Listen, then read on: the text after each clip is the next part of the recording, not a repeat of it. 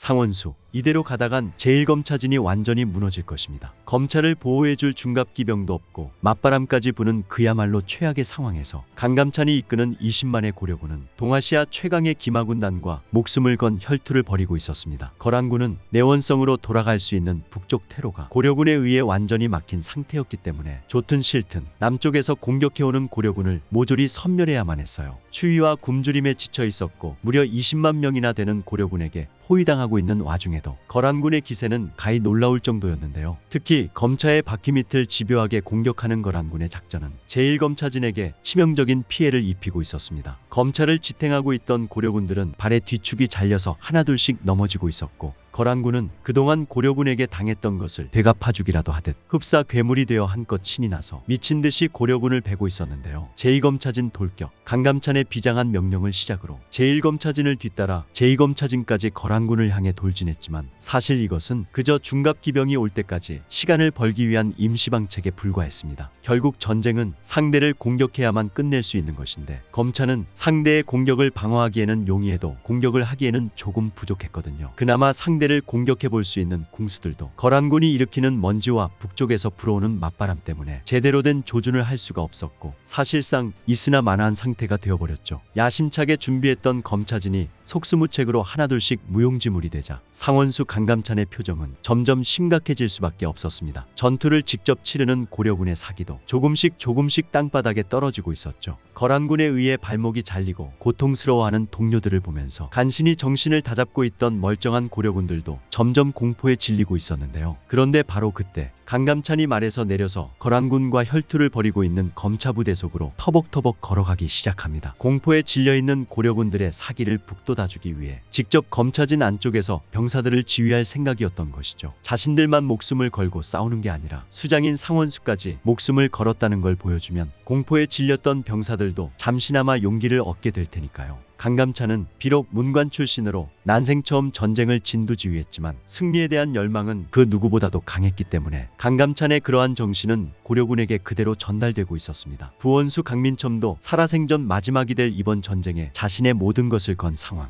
그렇게 상원수 강감찬을 따라서 강민첨 또한 검차진 안쪽으로 함성을 지르며 돌진하고 있었는데요. 소배합은 까다로울 것 같았던 고려군의 검차들이 생각보다 쉽게 무너지고 있는 것을 보면서 이미 승리를 한 것처럼 턱수염을 만지며 흐뭇한 표정을 짓고 있었어요. 그도 그럴 것이 상대는 무식하게 숫자만 많았지 공격할 수 있는 수단이 거의 없고 기껏해야 궁수들만이 거란군에게 약간의 위협이 될 뿐이었으니까요. 반면에 거란군 쪽은 전쟁을 마무리 지을 수 있는 날랜 기병들이 아직도 수만이나 되는 상황. 백전노장이었던 소배합의 마음속은 이미 평온함을 되찾은 후였습니다. 강감찬, 길고 길었던 우리의 악연을 이곳 귀주에서 끝내자. 기필고 니놈의 목을 폐하께 가져다 드릴 것이다. 소배합은 개경성에서 고려왕을 잡지 못하고 허무하게 퇴각하게 됨에 따라 자존심에 상당한 상처를 입은 상황이었는데 뜻하지 않게 고려의 본대 병력을 섬멸할 수 있는 절호의 기회를 맞이하면서 입맛을 다시고 있었죠. 목숨을 걸고 검차를 사수하라. 강감찬이 검차진 속에서 병사들을 끊임없이 독려했지만 검차의 양옆 쪽이 무너지기 시작하자 다시 고려군들이 동요하기 시작했어요. 거란의 기병들은 무서운 기세로 검차진의 측면을 집요하게 공격하고 있었고 전쟁이 시작된 지 반시즌이 채 지나지 않아서 귀주전쟁의 기세는 순식간에 거란군 쪽으로 기울고 있었습니다. 같은 조건에서 거란의 기병부대와 싸워도 이길 수 있을 거라는 보장이 전혀 없었는데 맞바람까지 맞는 악조건까지 가세해버리니 그야말로 속수무책일 수밖에 없었죠. 검차진의 뒤쪽에 배치되어 있던 궁수들이 거란군을 향해 끊임없이 화살을 발사해봤지만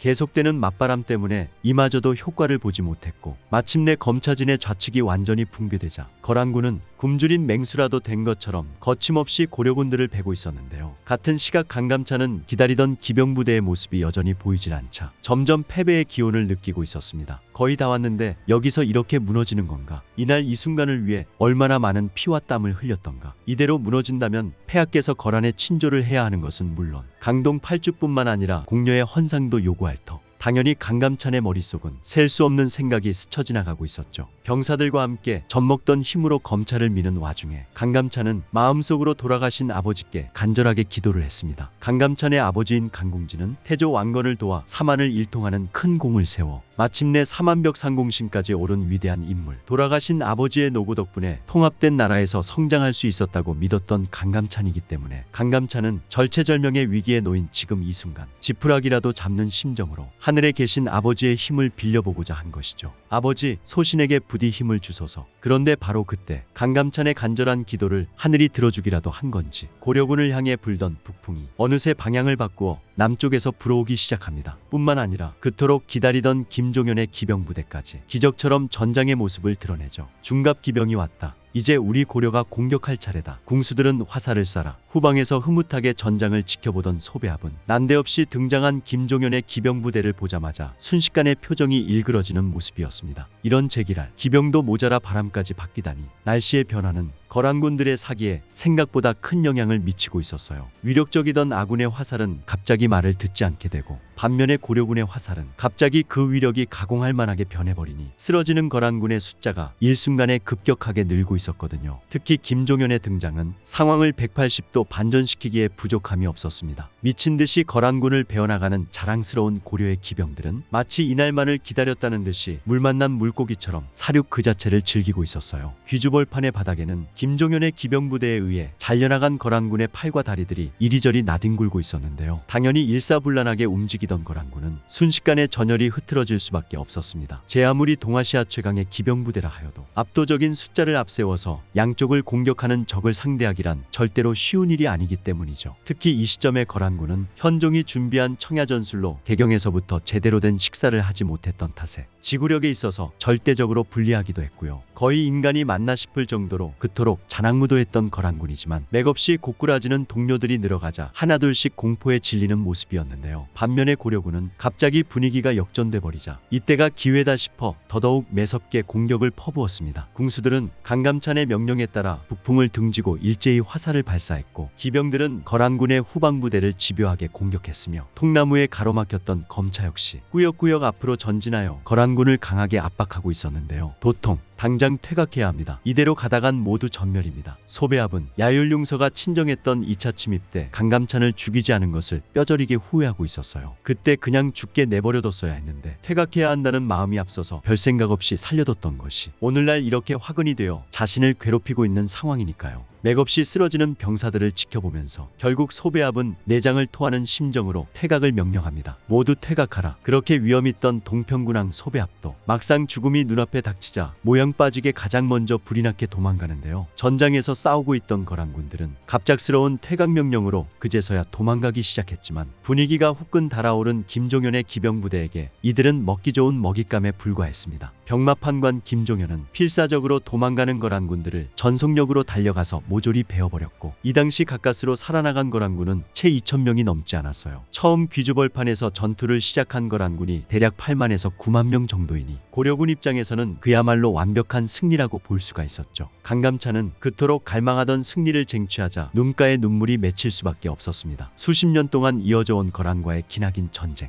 이제 그들도 함부로 우리 고려를 넘볼 수 없을 것이다 라고 생각하면서 오른손에 들고 있던 칼을 하늘 높이 치켜들고 다음과 같이 외칩니다. 우리가 결국 전쟁을 끝냈다. 오늘 우리들의 위대한 승리는 역사로 영원히 기억될 것이다. 그러자 숨을 헐떡거리던 고려군들이 산천이 떠나갈 듯이 함성을 지르며 기뻐하기 시작하죠. 거란군이 버리고 간 말과 낙타 그리고 무기들을 노획하고 개경으로 돌아가고 있던 강감찬은 황해도 부근에서 미리 마중 나온 현종과 마주했습니다. 상원수, 정말 수고하셨소. 이 모든 것이 폐하의 은덕 덕분이옵니다. 현종은 강감찬이 기어코 승리를 가져오자 헤아릴 수 없는 기쁨을 느꼈어요. 그동안 셀 수 없이 많은 거란과의 전쟁으로 죄 없는 고려의 백성들이 죽임을 당하거나 죽음에 버금가는 고통을 받아왔는데 이제 더 이상 그런 치욕과 고통을 감내하지 않아도 되는 것이니까요. 강감찬 또한 그 누구보다 승리를 간절히 원했기 때문에 벅찬 감정을 주체할 수 없어서 70이 넘은 나이에 하염없이 눈물을 흘리고 있었는데요. 하지만 귀주대첩의 기쁨도 잠시, 전쟁 직후에 현종의 곁을 지키던 사람들이 하나둘씩 세상을 떠나기 시작합니다. 가장 먼저 세상을 떠난 사람은 검교사 수문하시 중 유진이었어요. 결사항전을 주장하던 강감찬과 대조적으로 늘 항복을 주장했던 유진이지만 적어도 그는 늘 원리와 원칙을 중요시 여기면서 현종의 옆에서 묵묵히 자신의 주장을 펼쳤던 좋은 신하임에는 틀림이 없었죠. 유진의 사망으로 조정의 슬픔이 채 가시기도 전에 상원수 강감찬과 함께 귀주대첩을 승리로 이끌었던 강민첨도 바로 다음 해에 세상을 떠나고 맙니다. 강민첨은 양규와 강감찬에 가려져 있어서 그렇지 2차 침입 때 탁사정에 군대가 없는 와중에도 끝까지 목숨을 걸고 맹렬하게 싸워서 결국 서경성을 지켜냈고 거란과의 크고 작은 전쟁에서 셀 수 없이 많은 업적을 세운 위대한 인물인데요. 그런데 강민첨이 사망한 바로 다음 해에 애석하게도 원성왕후의 동생인 원혜왕후도 세상을 떠나고 말아요. 6년 뒤에 원성왕후와 원평왕후까지 모두 세상을 떠나게 되는 걸 보면 김은부의 핏줄은 단명하는 운명을 타고난 게 아닌가 싶습니다. 아무리 이 당시 수명이 짧았다고는 하여도 30대에 숨을 거둔 건 상당히 일찍 죽은 거라고 볼 수가 있겠죠. 원혜왕후가 세상을 떠난 직후에 현종의 옆에서 묵묵히 자리를 지키던 영웅 지체문도 죽음을 맞이합니다. 지체문이 없었다면 현종이 몽진길에 목숨을 잃을 수도 있었기 때문에 그의 죽음은 현종에게 엄청난 충격일 수밖에 없었는데요. 현종이 세상을 떠난 직후 왕위를 물려받은 원성왕후의 아들 덕종은 아버지의 몽진길에 큰 역할을 했던 지체문을 1등 공신으로 추대하게 되죠. 지체문이 사망한 이후로 1031년 현종과 강감찬이 같은 해에 세상을 떠나니 고려를 지켰던 구국의 영웅들은 결국 귀주대첩이 끝나고 10여 년 후에 대부분 세상을 떠난 셈이 되는데요. 강감찬 장군이 달성한 귀주대첩의 위협은